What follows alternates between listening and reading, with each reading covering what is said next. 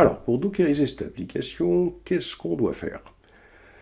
La première des choses, je vais faire un CTRL-C pour annuler déjà l'application qui est en exécution. Je vais faire un clear. Voilà. Et ensuite, je vais créer un Dockerfile ici. Je vais faire un ici, vous voyez, donc au niveau de Parcoto, je peux le créer déjà à ce niveau-là. C'est nano Dockerfile et il va apparaître de toute façon. Vous voyez, il va apparaître dans Parcoto ici. Il va apparaître quelque part.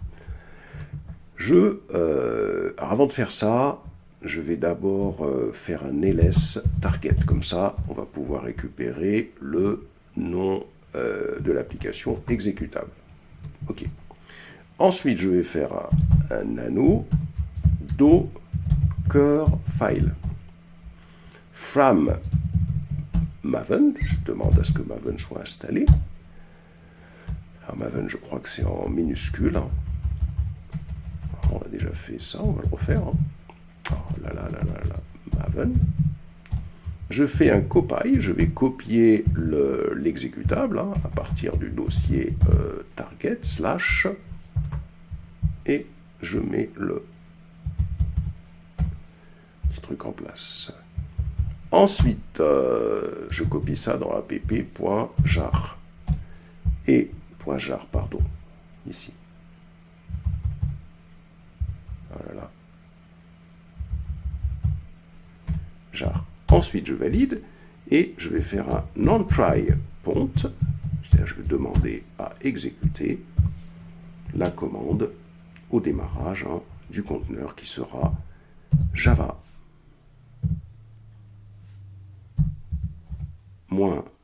-jar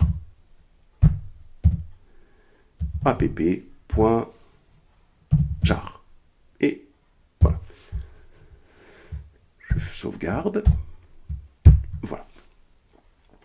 Ensuite, donc il faut bien vérifier que vous ne vous êtes pas trompé. Vérifiez bien dans votre Dockerfile. Votre Dockerfile se trouve ici. Vérifiez bien que vous ne vous êtes pas trompé, que vous avez fait tout ça comme moi, correctement. Ensuite, ce qu'on va faire, on va faire un docker build -t.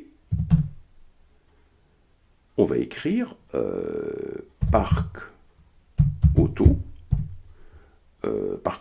point, hop. On va créer l'image. On va l'appeler parc auto.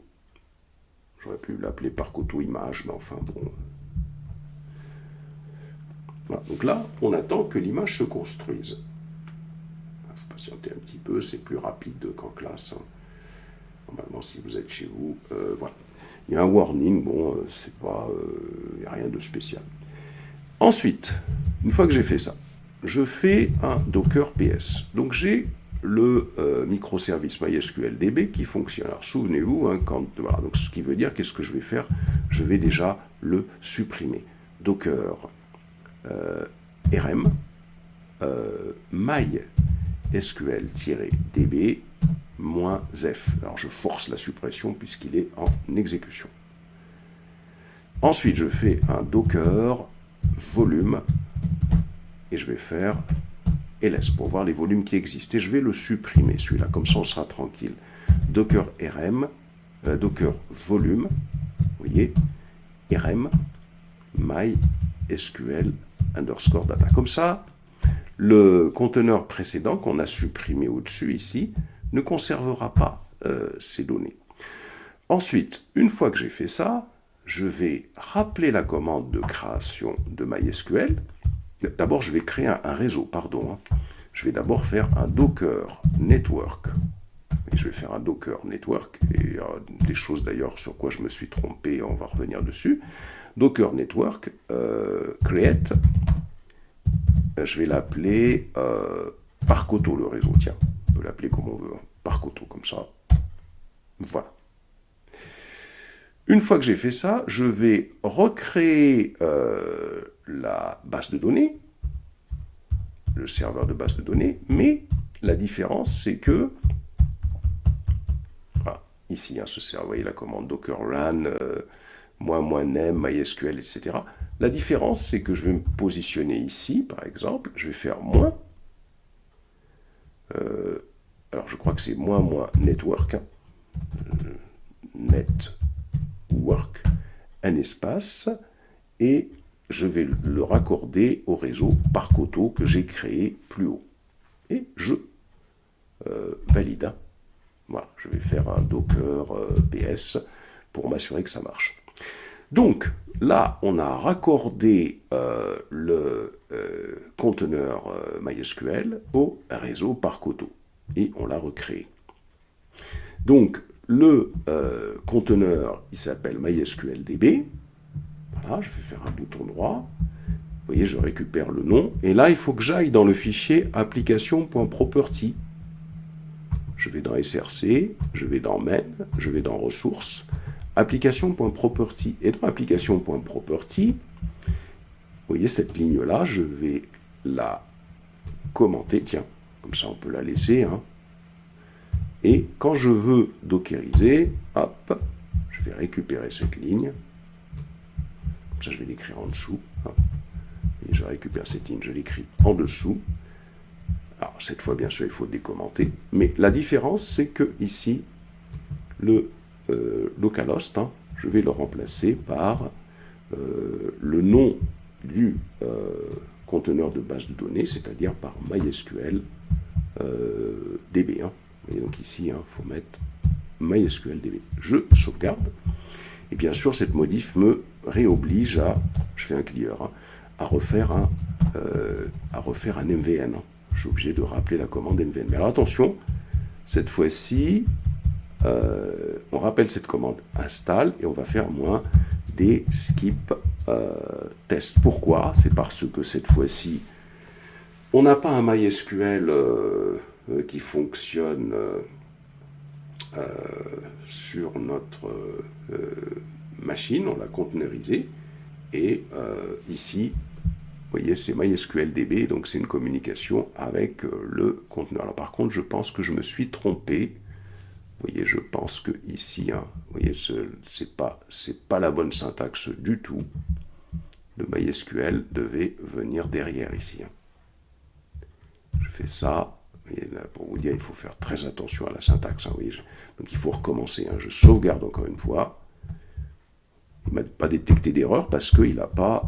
je fais le -10 skip test et je rappelle la commande. Hein. Voilà. Il faut bien faire attention à la syntaxe en haut, hein, sinon ça ne va pas fonctionner.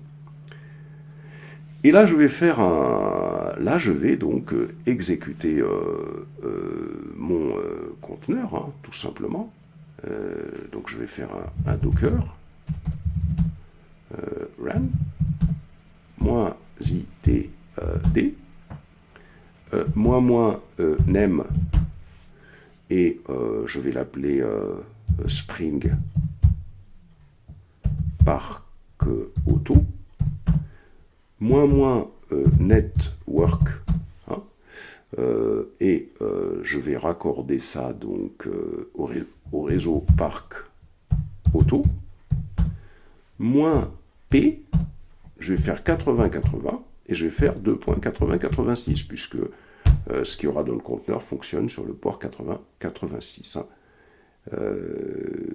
Mais avant de faire ça, il faut d'abord créer l'image. Hein. J'ai totalement oublié de créer l'image, donc on recommence un Docker build. Parce que maintenant on a fait le package, il faut d'abord créer l'image. Docker build -t Parc-Auto. On va faire un point ici. Hop.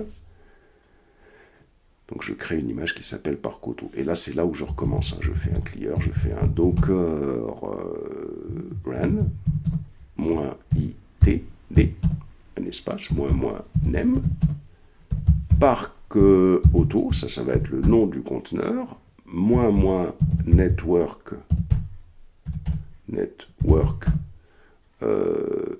Parc-Auto, ça c'est le nom du réseau auquel je le raccorde, -p 80-80 2.80-86, ça c'est le mappage des ports, et enfin, il faut donner l'image hein, que je viens de créer Parc-Auto, hein, l'image que j'ai créée avec le Docker build. Hein. On valide, et il faut faire un Docker PS pour voir si tout ça fonctionne. pardon, Docker PS ici. Alors, Docker PS, encore une fois, ça a l'air de marcher. Hein. Alors, est-ce que ça fonctionne bien? Alors, on peut se refaire encore un Docker PS. Hein. Voilà. Et puis là, par contre, quand je vais lancer, hein, je ne lance pas sur le port 8086, je lance sur le port 8080 cette fois-ci. Hein. Dash BOARD. Et quand je valide, voilà, j'arrive sur le... voilà, donc là, voilà, donc on a dockerisé notre application.